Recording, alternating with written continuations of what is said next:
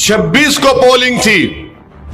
लालू यादव बड़े सेकुलर बोलते हैं ना अपने आप को। 26 तारीख के दिन लालू सुबह में 7-6 बजे वीडियो जारी किए, ओवैसी की पार्टी को वोट मत चुनाव दो। 2024 अपने चरम पर है। पूरे देश में लोकसभा चुनाव हो रहे हैं।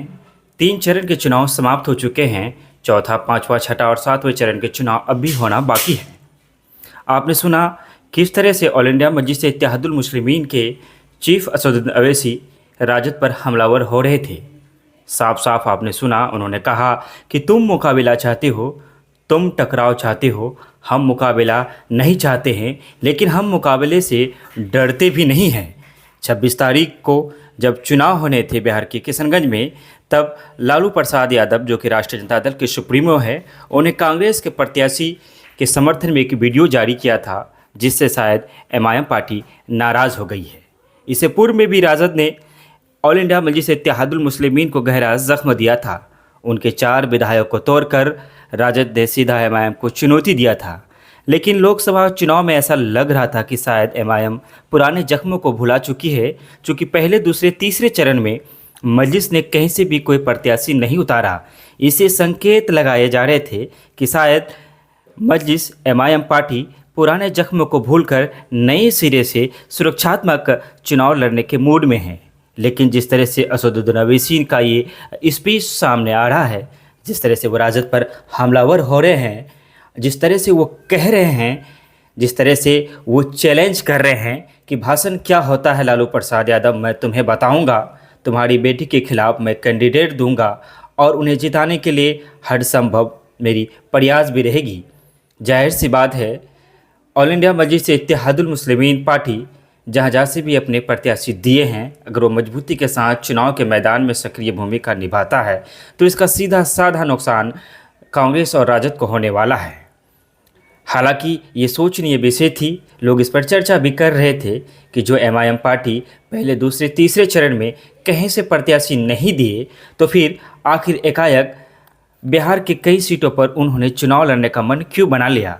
लेकिन जब आप असदुद्दीन अवैसी के इस पूरे बयान को सुनेंगे, तब आप समझ पाएंगे कि चुनाव से किशनगंज के सरजमीन पर जब लोकसभा के चुनाव हो रहे थे, तब चुनाव के ठीक कुछ घंटे पहले राष्ट्रीय जनता दल के सुप्रीमो लालू प्रसाद यादव का एक वीडियो जारी होता है, जिसमें कांग्रेस के प्रत्याशी डॉक्टर जावेद आज़ाद के पक्ष में वोट मांगते हुए दिख रहे थे। और मजलिस के जो सदर हैं असदुद्दीन अवैसी, उनके आप इस स्पीच को सुनेंगे तो इससे ये साफ तौर पर प्रतीत होता है कि इससे एमआईएम पार्टी काफ़ी आहत हुई होगी, काफ़ी नाराज़ हुई होगी। इसलिए अब वो मुकाबला आमने सामने करना चाहते हैं। इससे ये बात भी साबित होता है कि आने वाले 2025 में जब विधानसभा चुनाव होंगे तो राजद के खिलाफ मजलिस उनका खेल बिगाड़ने का हर संभव प्रयास करती हुई नज़र आएगी। जिस तरह से आपने पूर्णिया की सीट में भी देखा, किस तरह से राजद के नेता ने तेजस्वी यादव ने साफ तौर पर कहा, या चाहे तो आप एनडीए को वोट दे दे, लेकिन पप्पू यादव को वोट देने से वो मना कर रहे थे। बहरहाल लोकसभा चुनाव 2024 बिहार के सीटों पर क्या किस करवट बैठेगा, इसके लिए हमें 4 जून का इंतज़ार करना ही पड़ेगा। तब तक हम चाहेंगे ऑल इंडिया मजलिस इत्तेहादुल मुस्लिमीन के बैरिस्टर असदुद्दीन अवैसी के आप उस स्पीच को जरूर सुने, जिनको लेकर हम बात कर रहे थे। 26 को पोलिंग थी। लालू यादव बड़े सेकुलर बोलते हैं ना अपने आप को। 26 तारीख के दिन लालू सुबह में 7-6 बजे वीडियो जारी किए, ओवैसी की पार्टी को वोट मत दो, जावेद को वोट दो जो कांग्रेस का उम्मीदवार है। माने इंतखाबी मुहिम इख्तिताम को पहुंच चुकी, मगर लालू को इतना डर था कि अगर वीडियो जारी कर दिया तो अख्तरुल ईमान की कामयाबी रुक जाएगा।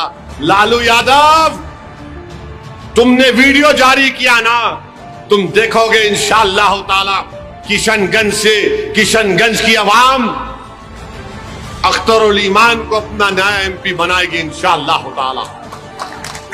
और लालू, तुमने वीडियो जारी किया ना पोलिंग के दिन, मैं आऊंगा तुम्हारी बेटी के खिलाफ इलेक्शन लड़ रहे हमारा कैंडिडेट, तुमको बताऊंगा भाषण क्या होता है, तुमको बताऊंगा तकरीर क्या होती है, पैगाम कैसा दिया जाता है। बड़ा जाम था ना लालू को कि मैं बोलूंगा तो ऐसा करूंगा। वो गया जमाना लालू। तुम्हारा बेटा देखेंगे, तुम्हारे बेटे को हम बताएंगे जाके हम कैंडिडेट खड़ा किए, उनकी कामयाबी के लिए हम काम करेंगे इंशाअल्लाह ताला। तुम मुकाबला चाहते हो, मैं नहीं चाहता। तुम टकराव चाहते, मैं नहीं चाहता। तुम ऐसी हरकत करके बताते हो कि हम कमजोर हैं। हम कमजोर नहीं हैं। मुकाबले के लिए असदुद्दीन ओवैसी कभी पीछे नहीं हटेगा।